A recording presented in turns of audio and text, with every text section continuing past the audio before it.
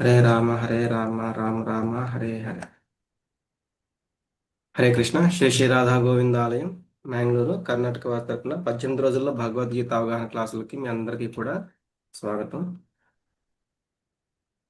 ముందుగా గురు ప్రణామాలు. ఓం అజ్ఞానతిమిరాంధస్య జ్ఞానాంజనాశలాకయ చక్షురున్మిలితం ఏన తస్మై శ్రీ గురవే నమః. శ్రీ చైతన్యమనోభీష్టం స్థాపితం ఏన భూతలే స్వయం రూప కదా మహ్యం దదాతి స్వపదాంతికం.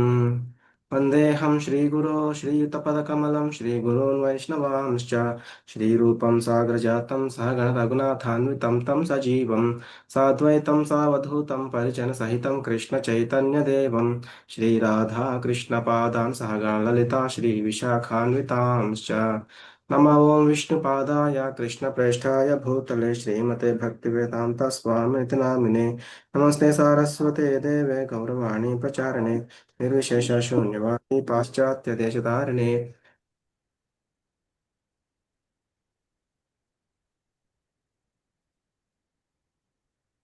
हे कृष्ण करुणा सिंधो दीनबंधो जगत्पते गोपेश गोपिका कांता राधा कांत नमोस्तु ते तप्त कांचन गौरांगी राधे वृंदावनेश्वरी वृषभानुसुते देवी प्रणमामि हरिप्रिये वाञ्छा च प्रतितानां पावनेभ्यो वैष्णवेभ्यो नमो नमः। जय श्री कृष्ण चैतन्य प्रभु नित्यानंद श्री अद्वैत गदाधरा श्रीवासादि गौर भक्त वृंद हरे कृष्णा कृष्णा कृष्णा हरे हरे हरे राम राम राम हरे हरे हरे कृष्णा कृष्णा कृष्णा हरे हरे हरे राम राम राम हरे हरे हरे कृष्णा कृष्णा कृष्णा हरे हरे हरे राम राम राम हरे हरे।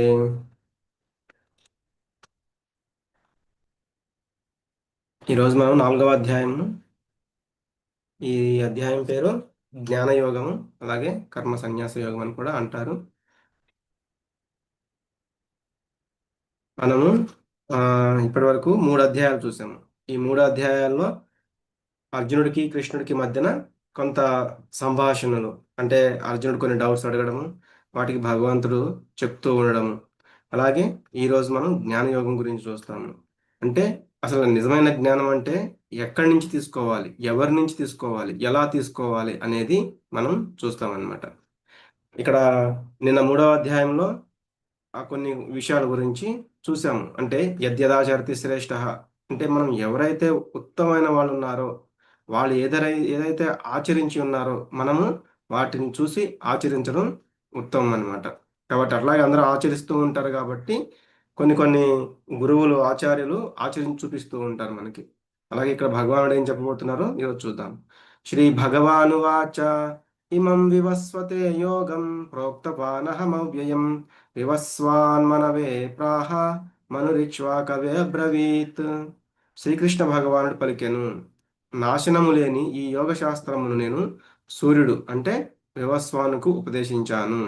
వివస్వానుడు దానిని మానవ జాతి తండ్రి అయిన మనువుకు ఉపదేశించగా మనువు దానిని ఇక్ష్వాకు రాజునకు ఉపదేశించెను.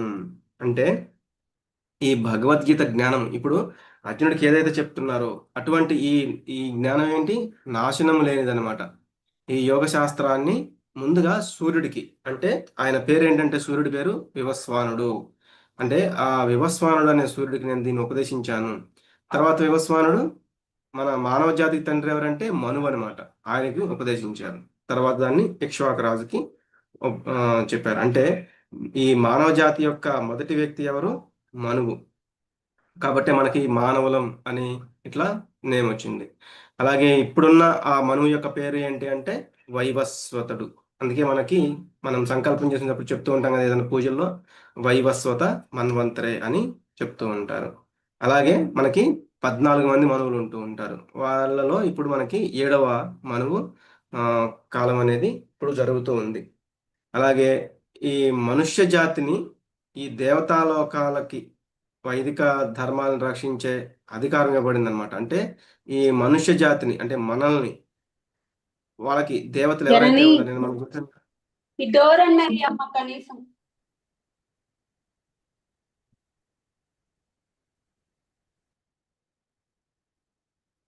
హరే కృష్ణ. కొంచెం మ్యూట్లో ఉండండి. నేను ఏదైనా క్వశ్చన్ ఏదైనా అడిగినప్పుడు మీరు అన్మ్యూట్ చేసుకుందరు కానీ. ముఖ్యంగా ఏంటంటే మన మానవ జాతిని ఈ దేవతలు వాళ్ళు మనల్ని ఆ యొక్క వైదిక ధర్మాన్ని సంరక్షించే అధికారం, అంటే మనల్ని ఈ రక్షించే అధికారం దేవతలకు ఇవ్వబడింది అనమాట.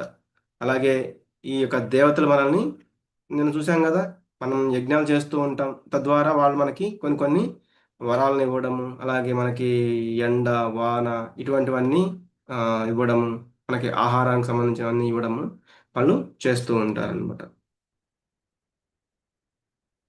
అలాగే ఇంకొకటి ఇక్ష్వాకు రాజు అనమాట. ఈయన గురించి మనందరికీ తెలిసిందే. అంటే శ్రీరామచంద్ర ప్రభు ఉన్నారు కదా, వాళ్ళలో మొదటి రాజు ఎవరు అంటే ఇక్ష్వాకు. అందుకే ఇక్ష్వాక వంశ తిలక అని కూడా ఆయన్ని పిలుస్తూ ఉంటారు.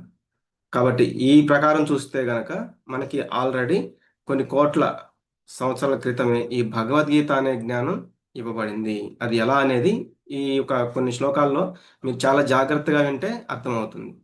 ఏవం పరంపరా ప్రాప్తం ఇమం రాజర్షయో విదుః సకాలే నేహ మహత యోగో నష్ట పరంతప.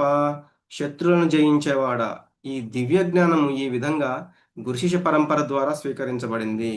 రాజర్షులు దానిని ఆ విధంగా అర్థం చేసుకున్నారు, కానీ కాలక్రమంలో ఆ పరంపర విచ్ఛిన్నమైంది. అందుకే ఈ యోగము నశించినట్లు కనిపిస్తున్నది. అంటే శత్రువులను జయించే ఓ అర్జున, ఈ దివ్య జ్ఞానం అంటే భగవద్గీత అనేది చాలా దివ్యమైన జ్ఞానం అనమాట. ఆ జ్ఞానం కూడా మనం ఎలా తెలుసుకోవాలి? గురు శిష్య పరంపర ద్వారా స్వీకరించబడింది. రాజర్షులు, రాజర్షులు అంటే పూర్వకాలంలో ఏంటి, రాజులందరూ కూడా ఒక ఋషుల్లాగా అనమాట. అంటే చాలా శాంతంగా రాజ్య పరిపాలన చేసేవాళ్ళు, అందరితో సమానంగా ఉంటూ అందరినీ చాలా సమానంగా చూస్తూ వాళ్ళు రాజ్య పరిపాలన అనేది చేస్తూ ఉండేవాళ్ళు అనమాట. మనకి ఈ శ్లోకం అనేది చాలా చాలా ఇంపార్టెంట్. ఎందుకు? భగవద్గీత అనేది గురు శిష్య పరంపరలో వస్తున్నప్పుడు ఆ పరంపర అంటే ఇప్పుడు ఏదైతే ఒక చైన్ లాగా వస్తూ ఉందంటే, ఒక గురువు శిష్యుడికి చెప్తూ ఉంటారు, ఆ శిష్యుడు మళ్ళీ ఇంకొక శిష్యుడికి, ఆయన యొక్క శిష్యుడికి చెప్తూ ఉంటారు, ఆ శిష్యుడు మళ్ళీ ఇంకొక శిష్యుడికి, ఇలా చూస్తే మనకి ఇట్లా వెళ్తూ ఉంటుందన్నమాట భగవద్గీత అనేది. కానీ ఆయన ఏం చెప్తున్నారు, ఎక్కడో ఆ లింక్ అనేది కట్ అయింది. ఇప్పుడు మనం ఒక ఫోన్కి ఛార్జింగ్ పెట్టాము, కానీ స్విచ్ చేసిన ఛార్జింగ్ వైర్ కనుక ఫోన్కి పెట్టకపోతే ఛార్జ్ అవ్వదు. లేకపోతే ఛార్జర్ పెట్టాము, ఆ ఫోన్కి కూడా ఛార్జింగ్ పిన్ పెట్టాము, కానీ స్విచ్ చేయకపోతే ఛార్జింగ్ అవ్వదన్నమాట. అలాగే ఈ లింక్ అనేది ఎక్కడో బ్రేక్ అయింది. దానివల్ల ఏమైంది, ఈ యొక్క అర్థం అనేది నశించినట్లుగా ఉంది. అందుకే మళ్ళీ ఇప్పుడు వచ్చి నీకు చెప్తున్నాను అన్నట్లుగా మనకి చెప్తున్నారు. అంటే ఒక 5,000 సంవత్సరాల క్రితం మళ్ళీ అర్జునుడికి ఆ యుద్ధ భూమిలో చెప్పడం జరిగింది. అందుకే మనం దీన్ని ఎలా తెలుసుకోవాలి? ఒక ప్రామాణిక గురువు నుంచి తెలుసుకోవాలి. లేకపోతే అది ఆ, మనకి సరైన జ్ఞానాన్ని ఇవ్వదనమాట. ఎలా అంటే ఒక డాక్టర్ గనక రోగి యొక్క పరిస్థితిని చూసి ఆయన మెడిసిన్ రాస్తారు, మెడిసిన్ ఇస్తారు. దాన్ని అలాగే మనం వేసుకోవాలి. అలా వేసుకోకుండా, లేకపోతే ఆ మెడిసిన్ పైన ఎలా ఉందో అలా వేసుకోకుండా, దాన్ని మనకి ఇష్టం వచ్చినట్లు లేకపోతే ఎవరో చెప్పినట్లు వేసుకుంటే అది సరిగా పనిచేయదు కదా మనకి. అది ఇబ్బందిని కూడా కలిగిస్తుంది. సైడ్ ఎఫెక్ట్స్ రావచ్చు, లేకపోతే డోస్ ఎక్కువ అవ్వచ్చు, తక్కువ అవ్వచ్చు, సరిగా పనిచేయకపోవచ్చు, ఇలా అన్నమాట. కాబట్టి ఎలా అయితే దాన్ని యూజ్ చేయాలో అలాగే యూజ్ చేయాలి. మరి అది ఎలా చెప్తారు? ప్రామాణికుడు చెప్తారు, అంటే డాక్టర్ చెప్తారు. అలాగే ప్రామాణికమైన గురువు చెప్పినట్లుగా మనం దాన్ని తెలుసుకోవాలి. అందుకే మనకి ఈ ఒక గురు శిష్య పరంపరలో ఒక 4 రకాల గురు శిష్య పరంపరలు అనేవి ఉంటాయి. ఇప్పుడు భగవంతుడి నుంచి బ్రహ్మదేవుడికి చెప్పబడింది, ఆయన నుంచి మధ్వాచార్యకి, అలాగే దీన్ని బ్రహ్మ సాంప్రదాయము అని చెప్తారు. అలాగే భగవంతుడి నుంచి లక్ష్మీదేవికి చెప్పబడింది, లక్ష్మీదేవి నుంచి శ్రీ సాంప్రదాయం రామానుజాచార్య. అలాగే భగవంతుడి నుంచి లార్డ్ శివకి, శివ శివుడి నుంచి ఈయన పేరు విష్ణు స్వామి అనమాట, రుద్ర సాంప్రదాయం అంటారు. అలాగే నలుగురు కుమారులు ఉంటారు, మీరు చూసే ఉంటారు, జై విజయుల స్టోరీలో మనకి వీళ్ళు కనిపిస్తారనమాట. ఈ నలుగురు కుమారుల నుంచి నింబార్కాచార్య అనే ఆయనకి ఇవ్వబడింది, ఇది కుమార సాంప్రదాయం. ఇలా ఈ 4 సాంప్రదాయాల్లో ఎక్కడి నుంచైనా కానీ మనం ఈ భగవద్గీత జ్ఞానాన్ని తీసుకోవచ్చు. ఎందుకు? గురు శిష్య పరంపర ఉన్న వాళ్ళ ద్వారానే మనము ఈ యొక్క జ్ఞానాన్ని వినొచ్చు అని ఇక్కడ చెప్పబడుతుంది. అలాగే ఇక్కడ మనం చూస్తే ఈ యొక్క భగవద్గీత యథాతథము మనం చూసేదంతా కూడా ఈ బ్రహ్మ సాంప్రదాయంలో వచ్చిన గురు శిష్య పరంపరలో ఉన్న వారి ద్వారా మనం వింటున్నాము. ఇందులో కూడా 32వ గురువు ఎవరు అంటే శిల ప్రభుపాదుల వారు, అభయచరణ భక్తి వేదాంత స్వామి ప్రభుపాదుల వారు అనమాట. ఆయన కూడా ఈ భగవద్గీతని యథాతథంగా, అంటే ఆయనకేదో తోచింది రాయకుండా, ఎలా అయితే భగవంతుడు చెప్పాలనుకున్నారో దాన్ని వారి యొక్క గురువుల బోధనల ఆధారంగా దీన్ని రాసి మనకి అందించడం జరిగింది. ఆ నిజమైన జ్ఞానం ఏంటి? భగవంతుడు మరియు భగవత్ విభూతుల జ్ఞానం, ఆత్మ జ్ఞానం, మనకి భగవంతునికి ఉన్న సంబంధ జ్ఞానం. ఇదే నిజమైన భగవద్గీత. స ఏవాయం మయా తేద్య యోగ ప్రోక్త పురాతనః భక్తోసి మే సఖా చేతి రహస్యం హేతదుత్తమం. ఇంకా ఏం చెప్తున్నారంటే భగవంతుడు, నువ్వు నా భక్తుడవు మరియు మిత్రుడవు. అందుకే ఇక్కడ భక్తోసిమే సఖా చేతి. ఈ యోగ శాస్త్రం యొక్క ఉత్తమమైన రహస్యాన్ని అర్థం చేసుకోగలవని, భగవంతునితో గల సంబంధమును తెలియజేయు ఈ పురాతన శాస్త్రాన్ని నేడు నీకు తెలుపుచున్నాను. అంటే భక్తుడు కాకపోతే దాన్ని అర్థం చేసుకోలేడు. కాబట్టి అలాగే కృష్ణుడికి అర్జునుడు మిత్రుడు. కాబట్టి ఆయన చెప్పింది ఆయన శ్రద్ధగా వినగలడు. దానిని అర్థం చేసుకునే యొక్క శక్తి సామర్థ్యాలు ఉన్నాయని ఆయన ఇక్కడ చెప్తున్నారు. నేను నీకు ఈ యొక్క జ్ఞానాన్ని, పురాతనమైనది అనమాట, చాలా గొప్పది ఈ జ్ఞానం అనేది, కాబట్టి దాన్ని నీకు అందిస్తున్నాను అని చెప్పడం జరిగింది. దీన్ని మనం చాలా జాగ్రత్తగా వినాలి. భక్తి లేకపోతే దాన్ని మనం అర్థం చేసుకోలేము. ఇదంతా ఇలా జరుగుతుందా, అలా జరుగుతుందా అని ఆ డౌట్స్ అనేవి, ఆ యొక్క అనుమానం అనేది కలుగుతూ ఉంటుందన్నమాట. అందుకే పూర్తిగా భక్తుడు దాన్ని అర్థం చేసుకోగలడు. తర్వాత ఇట్లా చెప్పిన తర్వాత అర్జునుడికి ఇక్కడ ఒక డౌట్ వచ్చింది. ఏమడుగుతున్నారు? అర్జున ఉవాచ అపరం భవతో జన్మ పరం జన్మ వివస్వతః కథమే తద్విజానీయాం త్వమాదౌ ప్రోక్తవానితి. అర్జునుడు పలికెను, సూర్యదేవుడైన వివస్వానుడు నీకంటే పూర్వుడు. అట్టి ఎడ నీవు ఈ విద్యని అతనికి ప్రారంభంలోనే ఉపదేశించావంటే నేను దాన్ని ఎలా అర్థం చేసుకోవాలి? చూసారా ఎంత మంచిడా, నీవు ఈ విద్యని అతనికి ప్రారంభంలోనే ఉపదేశించావు అంటే నేను దాన్ని ఎలా అర్థం చేసుకోవాలి అని అర్జునుడు అడుగుతున్నారు. మనందరికీ కూడా ఇటువంటి డౌట్స్ అనేవి వస్తూ ఉంటాయి అన్నమాట. ఎందుకు అంటే ఇది ఎలా జరిగింది, ఇది ఇది కరెక్ట్ కాదు కదా, ఇది అలా ఎలా జరుగుతుంది అని మనకి ఆలోచనలు, అటువంటి ఒక డౌట్స్ ఇలా అన్నీ కూడా వస్తూ ఉంటాయి. అంటే సూర్యుడు మన ఇద్దరి కంటే ముందు ఎప్పుడో ఉన్నాడు. మన ఇద్దరమేమో సమకాలీకులం, అంటే ఒకేసారి కాకపోయినా మహా అయితే నువ్వు నాకంటే ఒక 2 ఇయర్స్ లేకపోతే 1 ఇయర్ అట్లా కొంచెం పెద్దవాడివి. కానీ నువ్వు ఆల్రెడీ సూర్యుడికి భగవద్గీత జ్ఞానాన్ని చెప్పానంటున్నావు. దీన్ని మరి నేను ఎలా అర్థం చేసుకోవాలి అని అడుగుతున్నారు. అంటే అదేదో ఒక ఆయన్ని అవమానించినట్లు అట్లా అడగట్లేదన్నమాట. చాలా దీనంగా అడుగుతున్నారు. ఎందుకు? ఆల్రెడీ ఆయన శరణాగతి పొందారు భగవంతుడికి.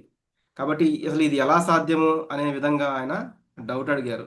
దానికి ఇక్కడ భగవంతుడు ఏం చెప్తున్నారు?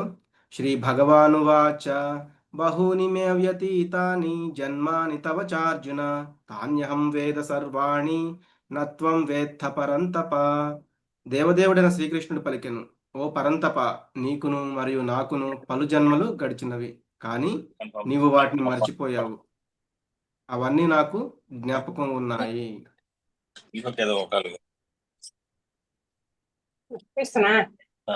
ఇక్కడ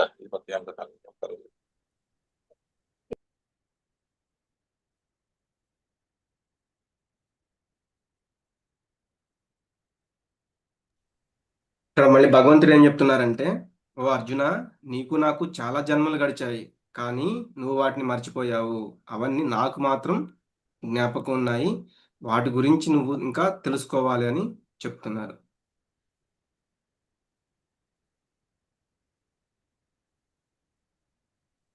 అంటే ఏంటంటే, నీది భౌతిక శరీరం, నాదేమో ఆధ్యాత్మిక శరీరం. నీ శరీరం ఏమో మాయతో కప్పబడి ఉంది, అందుకే నువ్వు మాయతో కప్పబడి ఉన్నావు. కానీ నా శరీరం ఏంటి? అది ఆధ్యాత్మికమైనది అనమాట. నన్ను మాయ అనేది ఏమీ చేయదు. అంటే నేను మాయకు లోబడి లేను. నువ్వు మాత్రం మాయకు లోబడి ఉన్నావు. అంటే నీకు ఆ అవగాహన, అంటే నీకు ఆ పూర్వజన్మల అవగాహన కానీ వచ్చే జన్మల అవగాహన కానీ లేదు. కానీ నాకు మాత్రం అన్నీ తెలుసు. కాబట్టి నువ్వు అది అర్థం చేసుకోవాలి. అవన్నీ నాకు జ్ఞాపకం ఉన్నాయి, నీకు జ్ఞాపకం లేవు అని. అందుకే మనకు భగవద్గీతలో ముఖ్యంగా 5 విషయాల గురించి చెప్తారని ఫస్ట్ రోజు విన్నాము. ఎవరైనా చెప్తారా ఆ విషయాలు? భగవంతుడు, ప్రకృతి, కాలము, కర్మ, జీవుడు ప్రభుజీ. హరి బోల్ మాతాజీ. మనము భగవద్గీత మొదటి రోజే విన్నాము. మనకి భగవద్గీతలో ముఖ్యంగా 5 విషయాల గురించి చెప్తారు అని. ఇక్కడ చూస్తే మనకి కాలం గురించి అన్నమాట. కాలం గురించి భగవంతుడు ఇప్పుడు చెప్పబోతున్నారు. అంటే నీకు నాకు చాలా జన్మలు గడిచిపోయాయి. అంటే ఎంతో జ గత జన్మల సారం, అంటే గత జన్మల యొక్క ఆ స్థితి, లేకపోతే అప్పుడు ఏం జరిగింది అదంతా కూడా నాకు తెలుసు. కానీ నీకు తెలియదు. అవి ఆ, అవన్నీ ఎలా అయితే ఆ శరీరాలు నేను మార్చను, కాబట్టి నాకు అన్ని గుర్తుంటాయి. నువ్వేమో శరీరాలు మారుతూ ఉంటాయి. నీ శరీరం యొక్క, అంటే నీది భౌతిక శరీరం మాయ చేత కప్పబడి ఉంటుంది, కాబట్టి నీకు అది తెలియదు అని చెప్తున్నారు. ముఖ్యంగా ఇక్కడ మనకి సూర్యదేవుడికి కృష్ణ భగవానుడు ఈ భగవద్గీతను ఎప్పుడు బోధించారు? మనకేంటంటే 4 యుగ చక్రాలు, అంటే ఒక ఆ, ద్వా ఒక సత్యయుగము, త్రేతాయుగము, ద్వాపర యుగము, కలియుగము. వీటిని, ఈ 4 యుగాలను కలిపి చక్రం అంటారు అనమాట. ఈ యుగ చక్రము అంటారు. ఇప్పటికి మనకి అటువంటివి 27 సార్లు ఈ 4 యుగ చక్రాలు అయిపోయాయి. ఇప్పుడు మనకి 28వ యుగ చక్రం అనేది నడుస్తూ ఉంది. ఆ 28వ యుగ చక్రంలో కూడా సత్య, త్రేత, ద్వాపర యుగాలు ఆల్రెడీ గడిచిపోయాయి. అలాగే కలియుగంలో కూడా 5121 సంవత్సరాలు గడిచిపోయిందనమాట. అలాగే మనకి కలియుగంలో ఉండేది 4,32,000 సంవత్సరాలు. ఇక్కడ ఇక్కడ ఇచ్చారు చూడండి. అలాగే ఈ కలియుగానికి డబల్ ద్వాపర యుగం, కలియుగానికి ఇంటూ 3 త్రేతాయుగం, కలియుగానికి ఇంటూ 4 సత్యయుగం. ఇట్లా మనకి చూసుకుంటే ఇప్పటికి 27 యుగ చక్రాలు అయిపోయినాయి కదా. 4 ఇటువంటివి. ఈ 27 ఇంటూ 4,32,000 సంవత్సరాలు ఇంటూ 10. ఎందుకు 10? ఒక కలియుగము, అలాగే ద్వాపరయుగం ఏమో 2, త్రేతాయుగం ఏమో 3, సత్యయుగం ఏమో 4, ఈ కలిపి 10. అంటే 8 లక్షల సంవత్సరాలు. అలాగే ఇదంతా మనం క్యాలిక్యులేషన్ చేసుకుంటే మనువు కంటే ముందే, ఎందుకు మనకి ఇందాక శ్లోకంలో చూసాము, మనకి వివస్వానం నుంచి మనువు, మనువు నుంచి ఇంకా ఇక్ష్వాకు రాజుకి అట్లా వచ్చింది. కాబట్టి అంటే మనువు కంటే ముందే కృష్ణ భగవానుడు వివస్వానుడికి, అంటే సూర్యుడికి బోధించారు. కాబట్టి మనువు జీవిత కాలము, ఇది ఇప్పటికి జరిగిన కాలము, ఈ వైవస్వత మనువులో ఇప్పటికి మనకు జరిగిన కాలం ఇది. అంటే 1205 లక్షల సంవత్సరాల క్రితమే భగవంతుడు ఈ భగవద్గీతను వివస్వానుడికి బోధించారు. అజోపి సన్నవ్యయాత్మా భూతానామీశ్వరోపి సన్ ప్రకృతిం స్వామధిష్టాయ సంభవామ్యాత్మ మాయయా. నేను పుట్టుక లేని వాడిని, నాశనము లేని వాడినైనను, సమస్త ప్రాణులకు ప్రభువైన ఉండి కూడా ఆది అయిన దివ్య స్వరూపముతో నేను ప్రతి యుగంలో అవతరిస్తూ ఉంటాను. అంటే ఆయనకి పుట్టుక అనేది ఉండదు, అలాగే నాశనం అనేది ఉండదు. అలాగే అన్ని జీవులకు కూడా ప్రభు ఎవరు? భగవంతుడే. కాబట్టి ఆయన ప్రతి యుగంలో కూడా అవతరిస్తూ ఉంటారు. ఆత్మ మాయే అని చెప్తున్నారు. అంటే నా ఇష్ట ప్రకారం ఆయనకి ఎప్పుడు ఈ భూమి మీదకి రావాలని ఉంటుందో అప్పుడు ఆయన వస్తారు. మన శరీరం ఏమో నాశనం అవుతుంది, ఆయన శరీరం ఏమో నాశనం అవ్వదు. కొంతమంది అంటూ ఉంటారు కదా, భగవంతుడు ఎప్పుడు చనిపోయారు అని. అలా చనిపోవడం అనేది భగవంతుడికి ఉండదన్నమాట. ఆయన అవతారం తీసుకుంటారు, అవతారాన్ని పరిసమాప్తి చేస్తూ ఉంటారు. మనకేమో పుట్టినరోజు అని, మరణించిన రోజు అని అట్లా ఉంటాయి. అలాగే మహాత్ములకు చూస్తే ఆ, ఆవిర్భావ దినోత్సవం, అలాగే తిరోభావ దినోత్సవం అంటారు కదా, అలా. కానీ భగవంతుడికి ఏమో ఇందాక చెప్పుకున్నట్లుగా అవతార స్వీకారము, అవతార పరిసమాప్తి అన్నమాట. ఆయన వచ్చినప్పుడు నవ్వుతూనే ఉంటారు, వెళ్ళేటప్పుడు కూడా, అంటే ఆ అవతారాన్ని పరిసమాప్తి చేసినప్పుడు కూడా నవ్వుతూనే ఉంటారు. మనకు మాత్రము పుట్టినప్పుడు ఏడుస్తూనే పుడుతూ ఉంటాము. అలాగే ఒక్కొక్కసారి ఆ యొక్క దేశ రాష్ట్రపతి ఎవరైతే ఉన్నారో ఆయన అప్పుడప్పుడు జైలుకి వచ్చి ఖైదీలు ఏం చేస్తున్నారని చూసి వెళ్తూ ఉంటారు. అట్లా అని చెప్పి ఆయన ఖైదీయా? కాదు. ఆయన ఏంటంటే రాష్ట్రపతే. కానీ ఈ యొక్క ఆ, జైలుకి వచ్చి చూసి వెళ్ళినట్లుగా, అలాగే భగవంతుడు కూడా ఈ యొక్క భూలోకానికి వచ్చి ఆయన చూసుకుని వెళ్తూ ఉంటారన్నమాట. ఆయన యొక్క, అందుకే ఆయన నిన్ను అడిగారు ఒక మాతాజీ, అచ్యుత అంటే ఏంటి అని. ఆయన యొక్క శాశ్వతం, ఆయన జ్ఞాపకం, ఆయనకు అన్నీ గుర్తుంటాయి. కానీ మనకేమో మర్చిపోతాయి. మనం శాశ్వతమైన వాళ్ళమే, మనం అంశము, మనం ఆత్మలం. కానీ మనకు అన్నీ మర్చిపోతూ ఉంటాము. అలాగే ఆయన ఆత్మమాయ ద్వారా అంటే ఆయన స్వకల్పన ఆయన ఎప్పుడు అనుకుంటే అప్పుడు అవతరిస్తారు. కానీ మనమేమో కర్మఫలం ఆధారంగా జన్మలు తీసుకుంటూ ఉంటాం. అలాగే ఆయనదేమో ఆధ్యాత్మిక శరీరం, అందుకే సచ్చిత్ ఆనంద రూపం అంటారు ఆయనది. భౌతిక శరీరాన్ని అంగీకరిస్తాం మనం. కాబట్టి ఇది శాశ్వతమైనది అంటే ఆత్మ శాశ్వతమైనదే కానీ శరీరము శాశ్వతమైనది కాదు. అలాగే శరీరానికి మరియు ఆత్మకి భేదం లేదు భగవంతుని యొక్క శరీరానికి కానీ ఆత్మకి కానీ. కానీ మన శరీరానికి స్థూల శరీరము, సూక్ష్మ శరీరము, ఇది మార్పులు చెందడము ఇట్లా ఉంటుందన్నమాట. అలాగే ఆయనకి ప్రతి జన్మ గుర్తుంటుంది. కానీ మనకి శరీరం మారినప్పుడల్లా మనం అంతా కూడా పాత జన్మ యొక్క అని మర్చిపోతూ ఉంటాం.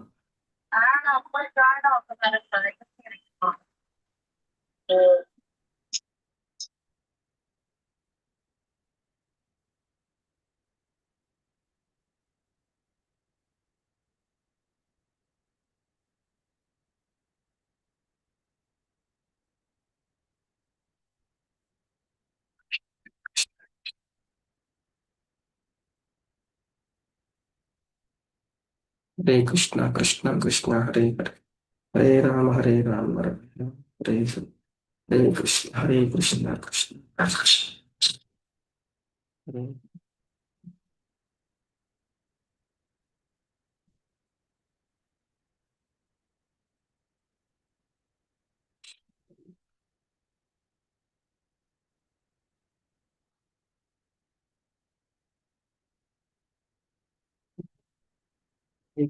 హరే కృష్ణ కృష్ణ కృష్ణ హరే హరే రామ రామ రామ హరే హరే. యదా యదా హి ధర్మస్య గ్లానిర్భవతి భారత అభ్యుత్థానమధర్మస్య తదాత్మానం సృజామ్యహం. ఓ భరతవంశీయుడా, ఎప్పుడెప్పుడు ఎక్కడెక్కడ ధర్మ ఆచరణకు హాని కలుగుచుండునో మరియు అధర్మము పెరుగునో ఆ సమయంలో నేను స్వయంగా అవతరిస్తాను. అంటే భగవంతుడు భూమి మీదకి ఎప్పుడు వస్తారు? ఎప్పుడైతే ధర్మానికి నష్టం వాటిల్లుతుందో, అధర్మం అనేది వృద్ధి చెందుతుందో అప్పుడు ఈ అవతార స్వీకారాన్ని ఆయన తీసుకుంటూ ఉంటారు. పరిత్రాణాయ సాధూనాం వినాశాయ చ దుష్కృతాం ధర్మ సంస్థాపనార్థాయ సంభవామి యుగే యుగే. సజ్జనులను రక్షించుట కొరకు, దుర్జనులను శిక్షించుట కొరకు మరియు ధర్మ సంస్థాపనకు నేను ప్రతి యుగంలోనూ స్వయంగా అవతరిస్తాను. అంటే సాధువులు, నిజంగా సాధుగుణం ఉన్న వాళ్ళని రక్షించడానికి, అలాగే దుష్టుని అంటే ఇక్కడ మనం చూస్తే కంసుడు ఆయన చేసేవన్నీ దుష్ట కార్యాలు అన్నమాట. ఇటువంటి వాళ్ళని ఆఖరికి అంటే ఎప్పుడైతే సాధువులను రక్షించడానికి వస్తారో ఆటోమేటిక్గా ఈ యొక్క దుష్టుల యొక్క శిక్షణ జరిగిపోతూనే ఉంటుంది. ఇది చెప్తున్నారు. అలాగే మనం చూస్తూ ఉంటాం భగవంతుడు ఆయన అవతారం తీసుకుంటారు. అవతారానికి కూడా చాలా చాలా కారణాలు అనేవి. అలాగే ఆయన అవతరించినప్పుడు కూడా ఇట్లా అంటే మనలాగా ఏడుస్తూ లేకపోతే అట్లా ఉండదన్నమాట ఆయన అవతారం. ఆఖరికి ఆయన ఇక్కడ ఆ చెరసాలలో అవతరించినప్పుడు వాళ్ళ యొక్క తల్లిదండ్రులకి దేవకి వసుదేవులకి ఆయన యొక్క ఈ చతుర్భుజ ఆకారాన్ని దర్శనం చేయించారు. అప్పుడు వాళ్ళు కోరుకుంటారనమాట, ఇటువంటి ఆకారంతో ఉంటే నేను అంటే నేను కొడుకుగా అసలు ఎలా చూసుకోగలను అని. అప్పుడు మళ్ళీ భగవంతుడు చిన్నపిల్లవాడిలాగా మారిపోయి వసుదేవుడికి చెప్తారు, ఆ యమున నది పక్కన ఉన్న ఆ యొక్క నంద యశోదల ఇంట్లో నన్ను వదిలిపెట్టి అక్కడ ఉన్న బిడ్డని తీసుకురమ్మని. ఆయన అలాగే తీసుకుని వెళ్తారు. వెళ్ళేటప్పుడు కూడా ఘోరమైన విపరీతమైన వర్షం అనేది మొదలవుతుంది. అప్పుడు అనంతశేషుడు అనమాట, ఆయన ఆదిశేషుడు. ఆయన వెంటనే భగవంతుడికి ఒక గొడుగులాగా వచ్చేస్తారనమాట. అంటే ఆయన ఎప్పుడు కూడా భగవంతుడి సేవ కోసం ఎదురు చూస్తూ ఉంటారంట. అట్లా ఆయన యొక్క జన్మలు కర్మలు ఇవన్నీ కూడా చాలా గొప్పగా ఉంటాయి. అందుకే ఇక్కడ చెప్తున్నారు, జన్మ కర్మ చ మే దివ్యం ఏవం యో వేతి తత్వతః త్యక్త్వా దేహం పునర్జన్మ నైతి మామేతి సో అర్జున. ఓ అర్జున, నా జన్మ మరియు కర్మల దివ్య స్వభావాన్ని తెలుసుకున్న వారు తమ దేహం విడిచిపెట్టిన తర్వాత తిరిగి ఈ భౌతిక జగత్తులో జన్మించరు, నా శాశ్వత ధామానికి వాళ్ళు వస్తారు. అంటే భగవంతుని యొక్క జన్మలకి కర్మలకి సంబంధించిన విశేషాలను ఎవరైతే తెలుసుకుంటారో అటువంటి వాళ్ళు ఈ భౌతికమైన ఈ దేహాన్ని త్యజించిన తర్వాత వాళ్ళు ఇంకొక దేహాన్ని తీసుకోవాల్సిన అవసరం లేదు. అందుకే మనకి చెప్తూ ఉంటారు కదా, పునరపి జననం పునరపి మరణం పునరపి జననీ జఠరే శయనం ఇహ సంసారే బహుదుస్తారే కృపయా పారే పాహి మురారే అని. అంటే ఆ యొక్క మురారి మనం వేడుకుంటే ఆయన ఆ మళ్ళీ పుట్టడం, మళ్ళీ మరణించడం, అటువంటి వాటి నుంచి మనల్ని బయటపడేస్తారనమాట. కాబట్టి ఆయన యొక్క జన్మ కర్మల గురించి ఎవరైతే తెలుసుకుంటారో, ఆయన యొక్క దివ్య స్వభావాన్ని ఎవరైతే తెలుసుకుంటారో వాళ్ళు భగవంతుని యొక్క ధామాన్ని చేరుకోవచ్చు. వాళ్ళకి మళ్ళీ పునర్జన్మ అనేది ఉండదు. అందుకే మనం ఇక్కడ చూడవచ్చు, ఆయన చిన్నపిల్లవాడు, అంటే భగవంతుడు చిన్నపిల్లవాడిగా వచ్చినప్పుడు ఎప్పుడైతే యశోదాదేవి ఆయన్ని ఒక కట్టడానికి, అంటే తాడుతో కట్టడానికి, బంధించడానికి ప్రయత్నం చేస్తూ ఉంటుందో, ఆయన ఒక చిలిపి పనులు చేస్తూ ఉంటాడు. ఏదైతే ఆ వెన్నని కుండలను పగలగొడుతూ ఉంటాడు. ఒకసారి ఒక్క నిమిషం. పాలు క్లాస్ అవుతుంది, భగవద్గీత క్లాస్.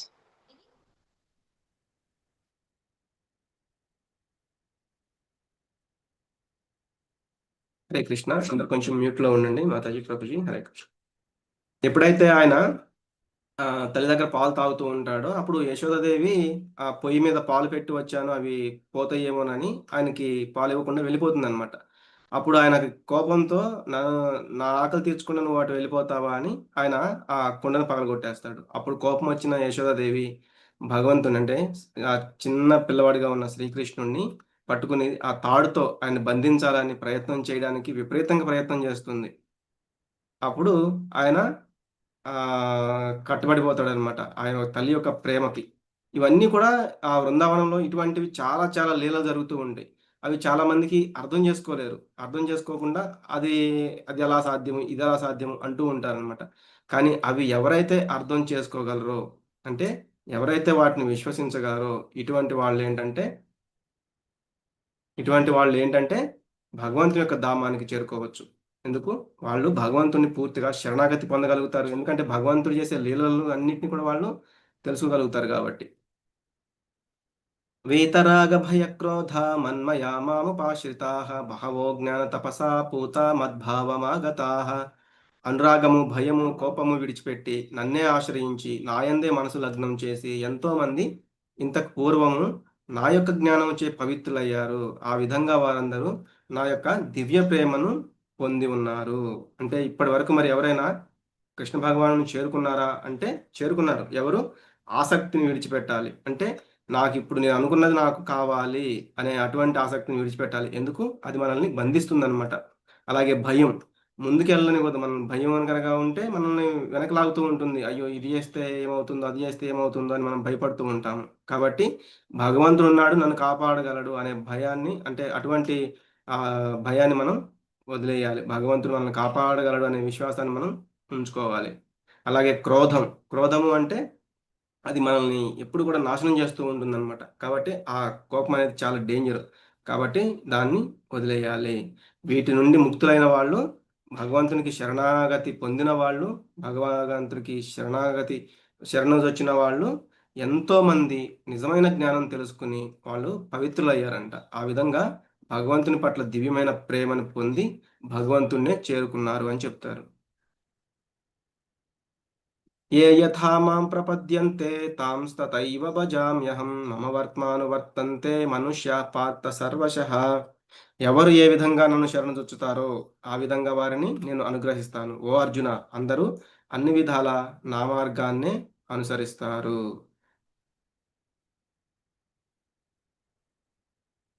కాబట్టి ఇక్కడ మళ్ళీ ఏం చెప్తున్నారు ఇంతలా అంటే మనకి చాలా చాలా ఆప్షన్స్ అనేవి ఉన్నాయన్నమాట. కొంతమంది నిరాకారాన్ని, కొంతమంది జ్ఞానంతో భగవంతుని చేరుకోవడానికి పరమాత్మ రూపాన్ని, లేకపోతే సాకార రూపాన్ని, ఇలా చాలామంది వారికి వారికి తోచిన రీతుల్లో ఆ, భగవంతుడి కోసం ప్రయత్నం చేస్తూ ఉంటారు.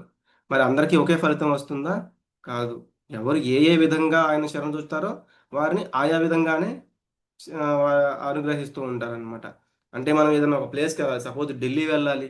ఢిల్లీ వెళ్ళడానికి మనకి ఫ్లైట్ ఉంటుంది, ట్రైన్ ఉంటుంది, బస్సు ఉంటుంది, ఇట్లా ఓన్ వెహికల్ ఉండొచ్చు, ఇట్లా చాలా ఉంటాయి అన్నమాట ఆప్షన్స్. కాబట్టి కొన్ని ఏమో లేట్గా వెళ్తాయి, కొన్ని త్వరగా వెళ్తాయి. మనం ఎలా వెళ్ళాలి అనుకునేది మన ఇష్టం అనమాట. కాబట్టి ఆ విధంగానే ఆయన అనుగ్రహిస్తూ ఉంటారని చెప్తున్నారు. ఆఖరికి మనం మోక్షం కోరుకుంటే మోక్షాన్ని ఇస్తారు. ధనము, ధాన్యము ఇటువంటివి కోరుకుంటే వాటినే ఇస్తూ ఉంటారు. లేదు ఇంద్రియ సుఖాలను కోరుకుంటూ ఉంటే వాటిని ఇస్తూ ఉంటారు.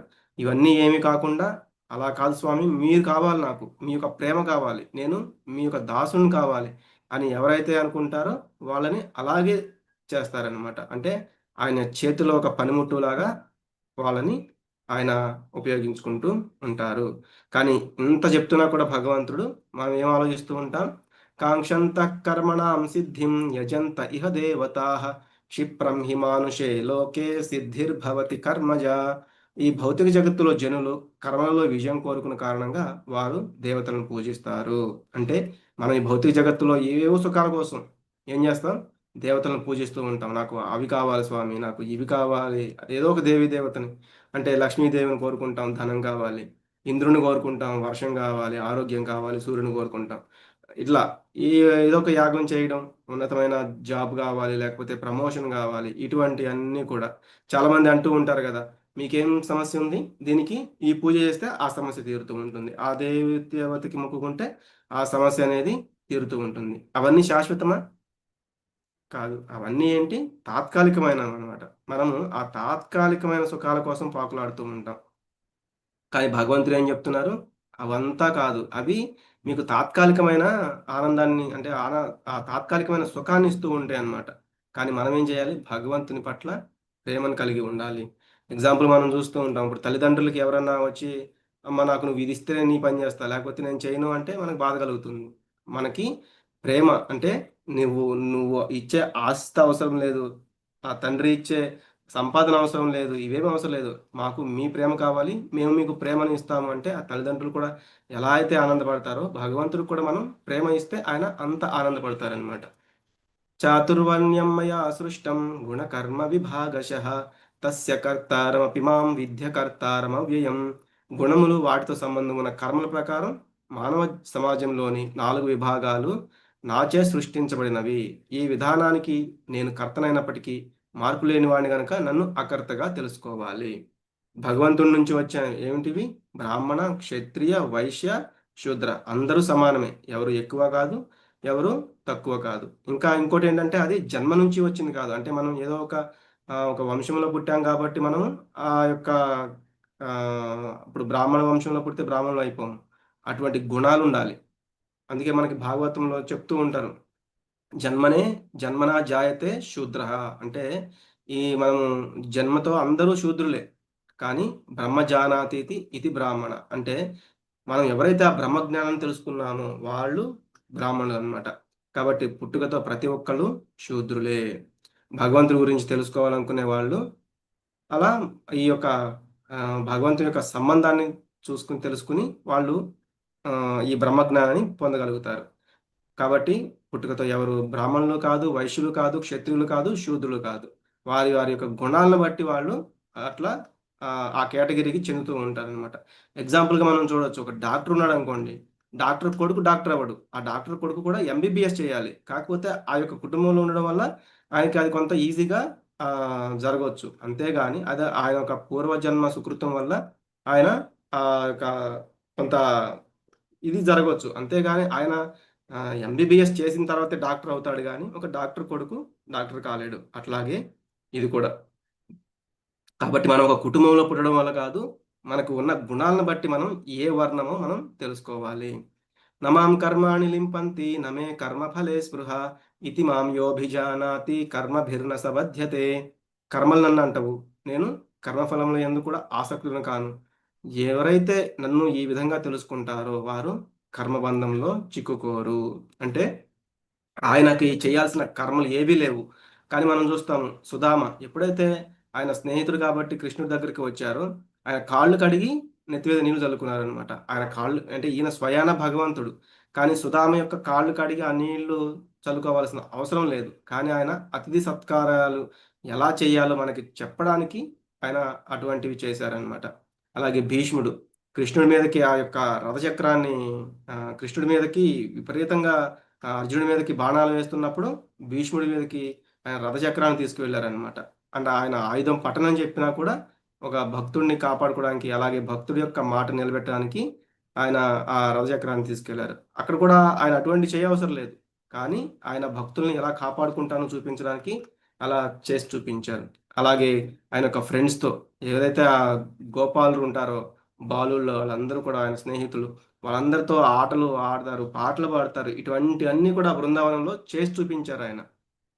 కాబట్టి ఎవరైతే నన్ను ఈ విధంగా తెలుసుకుంటారో వాళ్ళు ఈ కర్మబంధంలో చిక్కుకోరు. మరి కర్మబంధం అంటే ఏంటి, ఆ కర్మలు అనేవి ఏంటి అనేది మనం ఇక్కడ చూడొచ్చు.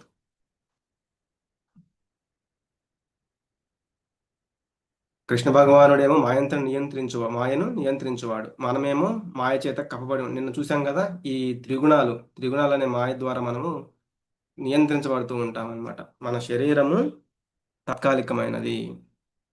కిం కర్మ కిమకర్మేతి కవయోప్యత్ర మోహితాః తత్తే కర్మ ప్రవక్ష్యామి యజ్ఞాత్వా మోక్షసే అశుభాత్.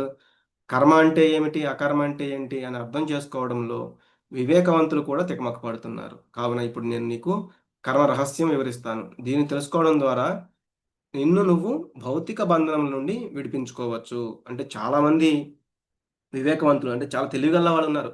కానీ నిజమైన కర్మ అంటే ఏంటి, అకర్మ అంటే ఏంటి తెలుసుకోవడంలో వాళ్ళు కూడా తిక్కమక పడుతున్నారు. కానీ అటువంటి సీక్రెట్‌ని నేను నీకిప్పుడు చెప్తాను. విను అని చెప్తున్నారు.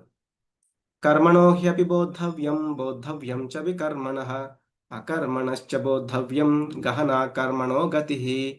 కర్మ రహస్యాల గురించి అర్థం చేసుకోవడం చాలా క్లిష్టమైనది. అందుకే కర్మ, వికర్మ, అకర్మ ఈ మూడింటి యొక్క స్వభావాన్ని గురించి తప్పకుండా తెలుసుకోవాలి. అంటే కర్మ అంటే ఏంటి? ఏదో ఒక మంచి పని చేద్దాం అనుకుంటాం, పుణ్యకార్యం. ఇటువంటివన్నీ వేదాల్లో చెప్పబడి ఉన్నాయి. అది కర్మ. వికర్మ అంటే చేయరాని పనులు, అంటే వేదాల్లో ఉన్న వాటికి విరుద్ధంగా చేయడం.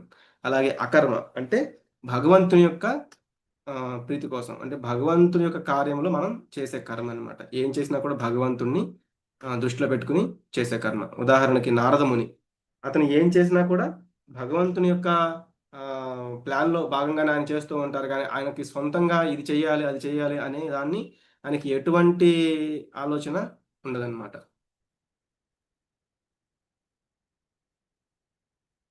ఇక్కడ మనం చూస్తే కర్మలు అంటే ఇంద్రియ నియంత్రణ మరియు చిత్తశుద్ధికి దోహదపడే విధంగా ఉండే శాస్త్రాలు ఏవైతే ఉన్నాయో అటువంటి మంగళప్రద పనులన్నమాట. వికర్మలంటే శాస్త్రాలకి విరుద్ధంగా నిషేధించబడిన అశుభకరమైన పనులు. ఇవి హానికరమైనవి మరియు ఆత్మ అంటే మనము అధపతనానికి దారితీస్తా ఉంటాయి ఇవి. అలాగే అకర్మలంటే ఫలాసక్తి లేకుండా కేవలం భగవంతుని ప్రీతి కోసం మాత్రమే చేసే కర్మలు. వీటికి కర్మ ప్రతిక్రియలు నేను చూసాం కదా. వీటికి ప్రతిచర్య అనేది ఉండదు. ఎందుకు? మనకి అసలు ఆసక్తే లేదు ఫలం మీద. ఏమున్నా కూడా భగవంతుడు చూసుకుంటాడని మనం చేస్తున్నాము. కాబట్టి అవి మనల్ని బంధించవు.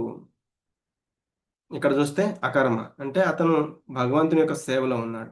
కర్మ అంటే మంచి మంచి కార్యాలైతే చేస్తూ ఉన్నారు. వికర్మ అంటే చేయకూడని పనులు, అంటే ఎవరినో చంపడము, ఎవరిని ఏదో ఒక రకంగా హింసిస్తూ ఉండడం, ఇటువంటివన్నమాట. యస్య సర్వే సమారంభాః కామసంకల్పవర్జితాః జ్ఞానాగ్నిదగ్ధకర్మాణం తమాహు పండితం బుధాః. ఎవరి యొక్క సమస్త కర్మలు భౌతిక సుఖాల వాంఛలకు అతీతంగా ఉంటాయో, అంటే భౌతికమైన సుఖాల పట్ల అటువంటి వాంఛలకి అతీతంగా, అంటే వాటి పట్ల పెద్ద ఆసక్తి లేకుండా ఉంటాయో, ఎవరైతే తమ సమస్త కర్మల ప్రతిక్రియలను జ్ఞానం అనే ఈ అగ్నిలో భస్మం చేస్తారో అట్టి వాళ్ళు జ్ఞానోదయమైన మునులచే పండితులు అనబడతారు. త్యక్త్వా కర్మఫలాసంగం నిత్యతృప్తో నిరాశ్రయః కర్మణ్యభిప్రవృత్తోపి నైవ కించిత్ కరోతి సహా. ఇటువంటి జనులు తమ కర్మఫలములపై ఆసక్తి, మమకారం త్యజించిన పిదప ఎల్లప్పుడూ తృప్తితో ఉంటారు మరియు బాహ్య వస్తు విషయములపై ఆధారపడరు. కర్మలలో నిమగ్నమై ఉన్న వారు ఏమీ చెయ్యనట్టే. అంటే ఎవరైతే అటువంటి ఆ భగవంతుని ప్రీత్యర్థం కర్మలు చేస్తూ ఉంటారో, అంటే వాళ్ళకి ఏంటి ఆసక్తి, మమకారం ఉండవన్నమాట. అంటే ఇది నేను చేస్తే నాకు ఎంతొస్తుంది అనే యొక్క వాంఛ, అటువంటి కోరిక ఉండదు కాబట్టి ఏం చేసినా భగవంతుడి గురించి చేస్తారు కాబట్టి వాళ్ళు తృప్తితో ఉంటారు. ఎందుకంటే ఏది వచ్చినా వాళ్ళకి బంధించదు, వాళ్ళని బాధించదు. అరే! ఇలా చేయకుండా ఉండాల్సిందే, అలా చేయకుండా ఉండాల్సిందే అని బాధపడరు. ఎందుకు? భగవంతుడు నా చేత ఇలా చేయించారనే అలా అటువంటి విధంగా వాళ్ళు ఎప్పుడూ తృప్తితో ఉంటారనమాట. బాహ్య వస్తు విషయాలపై వాళ్ళు ఆధారపడరు. కర్మల్లో నిమగ్నమై ఉన్న వారు ఏమీ చేయనట్టే. అంటే వాళ్ళేంటంటే చాలా చాలా కర్మలు చేస్తున్నట్టుగా మనకు కనిపిస్తూ ఉంటారు. నిజానికి వాళ్ళు ఏమీ కర్మ చేయనట్లే. ఎందుకంటే ప్రతిఫలం అనేది లేదు. వాళ్ళు చేస్తున్న ఏం చేసినా కూడా అదంతా మనకి ఆధ్యాత్మికమైపోతుందనమాట. బ్రహ్మార్పణం బ్రహ్మహవిః బ్రహ్మాగ్నౌ బ్రహ్మణాహుతం బ్రహ్మైవ తేన గంతవ్యం బ్రహ్మ కర్మ సమాధిన. కృష్ణ చైతన్యమునందు సంపూర్ణముగా నిమగ్నుడైన మానవుడు భగవద్ధామము నిస్సందేహంగా పొంది తీరును. అతను స్వీకరించేది మరియు అర్పించబడేది అనే అటువంటి రెండూ కూడా బ్రహ్మమే అయినటువంటి ఆధ్యాత్మిక కర్మల యందు అతడు పూర్తిగా తత్పరుడై ఉండుటే అందులకు కారణము. నిజంగా కృష్ణ చైతన్యం అంటే నిజంగా భగవంతుడు అంటే ఏంటి తనకు తెలుసుకోవడం, సంపూర్ణంగా అందులో నిమగ్నమై ఉండడం, ఇటువంటి వాడు భగవద్ధామాన్ని చేరుకుంటాడు. అతను ఏం చేసినా, ఏది కర్మ చేసినా, ఏం చేసినా కూడా అది ఆధ్యాత్మికమైపోతుంది. మరి అటువంటివి ఎటువంటి కర్మలని ఎవరు చెప్తారు మనకి? తద్విద్ధి ప్రణిపాతేన పరిప్రశ్నేన సేవయ ఉపదేక్ష్యంతి తే జ్ఞానం జ్ఞానినస్తత్వదర్శినః. ఎందుకంటే మనకి చాలా చాలా డౌట్స్ అనేవి వస్తూ ఉంటాయి. అరే ఇప్పుడు ఈ ఈ యొక్క సమస్యకి నేను ఏం చేయాలి, నాకు దీనికి సొల్యూషన్ చెప్పేవాళ్ళు ఎవరు అని. దానికి నిజమైన సొల్యూషన్ చెప్పేవాళ్ళు ఎవరు? ఒక గురువు అనమాట. ఒక గురువుని చేరి సత్యం నేర్చుకున్నటకు ప్రయత్నించు. వినయంతో ఆయనను ప్రశ్నలు అడుగుతూ ఉండాలి. అంతేగాని గురువుని మనం టెస్ట్ చేయడం అంటే అసలు ఇతనికి తెలుసా ముందు అని టెస్ట్ చేయడం కాదనమాట. ఆయనకి సేవ చేయము. అటువంటి జ్ఞాని నీకు జ్ఞానోపదేశం చేయగలడు, నిజమైన జ్ఞానాన్ని నీకు అందించగలడు. మరి అతను ఎలా అందించగలడు అంటే అతను స్వయంగా యథార్థాన్ని దర్శించాడు కాబట్టి అతను నీకు కూడా యథార్థాన్ని చెప్పగలడు. యజ్ఞాత్వా న పునర్మోహం ఏవం యాస్యసి పాండవ ఏన భూతాన్యశేషేణ ద్రక్ష్యస్యాత్యన్ ద్రక్ష్యస్యాత్మన్యథో మయి. ఓ అర్జున, ఆత్మదర్శి అయిన గురువు ద్వారా జ్ఞానోదయం సాధించిన పిమ్మట నీవు మరలా మోహంలో పడిపోవు. ఎందుకంటే ఈ జ్ఞాన ప్రకాశంతో నీవు సమస్త ప్రాణులు భగవంతుని అంశలే అని, అవి నాయందే స్థితమై ఉన్నాయని గ్రహిస్తావు. బ గురువు ఏం చెప్తాడు? అందరూ సమానం, అందరిలో కూడా పరమాత్మ రూపంలో భగవంతుడు ఉన్నాడు, ఇటువంటివే చెప్తారు కదా. అంతేగాని భగవంతుడు నాకు అది చేసి పెట్టు, ఇది చేసి పెట్టు అని ఆర్డర్లు వేయరనమాట. ఆయన ఎంతసేపు కూడా భగవంతుడి గురించిన జ్ఞానాన్ని శిష్యుడికి ఎలా అందించాలి, ఎందుకంటే ఆయన తత్వాన్ని తెలుసుకున్నారు, ఆయన ఆత్మ దర్శనాన్ని చేసుకున్నారు, పరమాత్మ దర్శనాన్ని చేసుకున్నారు కాబట్టి శిష్యుడికి కూడా వాటిని చెప్తూ ఉంటారు. కాబట్టి అవి అన్ని జీవరాశుల్లో కూడా నేనున్నాను, అలాగే అన్నీ కూడా నాయందే స్థితమై ఉన్నాయని నువ్వు గ్రహిస్తావు ఒక గురువు ద్వారా అని ఇక్కడ చెప్తున్నారు. కాబట్టి గురువు నుండి పొందే జ్ఞానం యొక్క మహిమలేంటి? కష్టాల సాగరాన్ని మనల్ని దాటిస్తుంది, కష్టాల సాగరాన్ని నుంచి మనల్ని దాటిస్తుంది అనమాట. అపి చేదసి పాపేభ్యః సర్వేభ్యః పాపకృత్తమః సర్వం జ్ఞానప్లవేనైవ వృజినం సంతరిష్యసి. పాపులందరిలో పరమపాపిష్టి వారు అని పరిగణించబడిన వారు కూడా ఆధ్యాత్మిక దివ్య జ్ఞానం అనే పడవలో స్థితులై ఉండి ఈ ప్రాపంచిక భవసాగరాన్ని దాటిపోవచ్చు. మనం చూస్తాం రత్నాకర్. రత్నాకర్ ఏంటంటే ఫస్ట్లో ఆయన ఒక గొప్ప పెద్ద వేటగాడు అనమాట. విపరీతంగా జంతువుల్ని, పక్షుల్ని అన్నిటినీ హింసిస్తూ ఉండేవాడు. కానీ నారదముని ఉపదేశం ద్వారా ఆయన అదంతా వదిలేసి ఆఖరికి రామాయణాన్ని రచించారు. ఆయనే వాల్మీకి అనమాట. ఆఖరికి ఆయన ఫస్ట్‌లో రామ రామ అని పలకడం కూడా తెలియక మరామర మరామర అని లాస్ట్‌కి రామ రామ రామ అని పలికేవాళ్ళనమాట. అంతటి పాప్ ఒక రకంగా చూస్తే ఆయన అంతటి హింసించిన వేటగాడు. అంటే అంత మనం చూస్తే అంత పాపాలు చేసిన వాడనమాట. కానీ ఆయన ఎప్పుడైతే ఒక గురువు ద్వారా ఇది చెయ్యకూడదు, ఇది కరెక్ట్ కాదు, మనం ఇటువంటి పనులు అంటే ఇవన్నీ వికర్మలు, మన భగవంతు ప్రీత్యర్థి కోసం అకర్మలు చేయాలి అని ఎప్పుడైతే తెలుసుకున్నాడో ఒక గురువు ద్వారా, ఆయన అదంతా వదిలేసి ఎప్పుడైతే ఒక భగవంతుని యొక్క సేవలోకి వచ్చారో ఆయన గొప్ప కార్యమైన ఒక కావ్యమైన రామాయణాన్ని కూడా ఆయన రచించడం జరిగింది. యథైధాంసి సమిద్ధోగ్నిః భస్మసాత్ కురుతే అర్జున జ్ఞానాగ్నిః సర్వకర్మాణి భస్మసాత్ కురుతే తథా. ఓ అర్జున, మండే అగ్ని కట్టెలను బూడిద చేయునట్లు జ్ఞానాగ్ని కూడా భౌతిక కర్మల నుండి జనించే ఫలాల అన్నింటినీ భస్మము చేయును. ఒక భగభగ మండుతున్న పెద్ద అగ్ని అంటే పెద్ద మంట వస్తూ ఉందనుకోండి, అందులో మనం ఎటువంటి కట్టెలు అంటే ఎటువంటి కర్రలు వేసినా కూడా అవి మాడి మసైపోతాయి, అంటే భస్మం అయిపోతూ ఉంటాయి అన్నమాట. అలాగే మనలో కూడా గొప్ప జ్ఞానం మనం సంపాదించుకోగలిగితే అది మనకున్న చిన్న చిన్న డౌట్స్ అవన్నీ కూడా నాశనం అయిపోతూ ఉంటాయి. అలా కాకుండా మనం ఉన్న చిన్న కొంచెమే ఏదో అలా కొంచెం తెలుసుకుంటున్నాము, అందులోకి విపరీతమైన అనుమానాలు, విపరీతమైన వచ్చేస్తూ ఉంటే ఏం చేస్తాము మనము? ఆ జ్ఞానాన్ని పెంపొందించుకోలేమన్నమాట. సరే ఇదంతా నాకు అర్థం కాదని వదిలేస్తూ ఉంటాం. కానీ భగవంతుడు ఏం చెప్తున్నాడు? ఒక జ్ఞాన అగ్ని అంటే మనలో ఒక జ్ఞానం అనే అగ్నిని వెలిగించుకోవాలి అని చెప్తున్నారు. శ్రద్ధావాన్ లభతే జ్ఞానం తత్పర సంయతేంద్రియ జ్ఞానం లబ్ధ్వా పరాం శాంతిం అచిరేణాధిగచ్చతి. దివ్య జ్ఞాన తత్పరుడై శ్రద్ధా విశ్వాసాలు గలవాడు అంటే నిజమైన దివ్యమైన జ్ఞానము ఉన్నవాడు, శ్రద్ధా విశ్వాసాలు కలవాడు, వాళ్ళ యొక్క మనో ఇంద్రియముల నియంత్రణ అభ్యాసం చేసిన వారు దివ్య ఆధ్యాత్మిక జ్ఞానాన్ని పొందుటకు అర్హుడగును. అంటే నిన్న కూడా ఒక మాతాజీ అడిగారు ఎలాగూ ఏంటి అని. దానికి మనం ఏం చేయాలి? అభ్యాసం చేయాలన్నమాట. అప్పుడు మనకి ఇంద్రియాలు మనం ఆ, భగవంతుని సేవలో వినియోగించుకోగలుగుతాము. ఇటువంటి శ్రేష్టమైన అలౌకిక జ్ఞానంతో వారు అతి త్వరగా శాశ్వతమైన పరమశాంతిని పొందుతారు.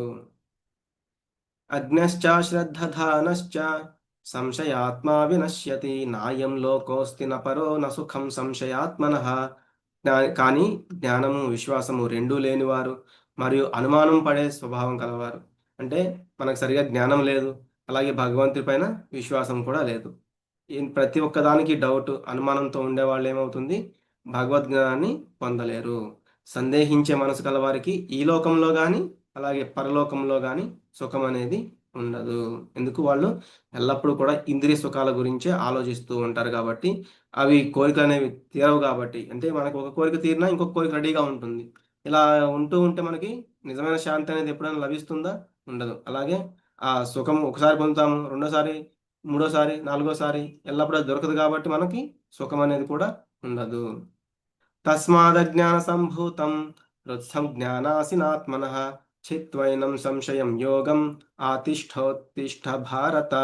ఓ భరత వంశస్థుడా, అందువల్ల అజ్ఞానం మూలంగా నీ హృదయంలో తలెత్తిన సందేహాలను జ్ఞాన ఆయుధం ద్వారా ఖండించు. యోగంలో స్థితుడవై యుద్ధం చేయడానికి లెమ్ము. అంటే అజ్ఞానం వల్ల నీ హృదయంలో తలెత్తింది, అందుకే నువ్వు ఆ అజ్ఞానంతో మాట్లాడుతున్నావు. నేను వీళ్ళందరినీ చంపాలా, ఇదంతా పాపం కదా, కులవంశాలు నాశనం అయిపోతాయి, ఇదంతా నాకు నిజమైన ఆనందం దొరకదు కదా అని ఇట్లా కొంత అజ్ఞానంలో మాట్లాడుతున్నావు. కాబట్టి అదంతా వదిలేసేయ్, నువ్వు ఈ యోగంలో స్థితుడవై లేచి యుద్ధం చెయ్యి అని భగవంతుడు అర్జునుడికి చెప్పడం జరిగింది. వాంఛాకల్పతరుభ్యశ్చ కృపా సింధుభ్య ఏవ చ పతితానాం పావనేభ్యో వైష్ణవేభ్యో నమో నమః.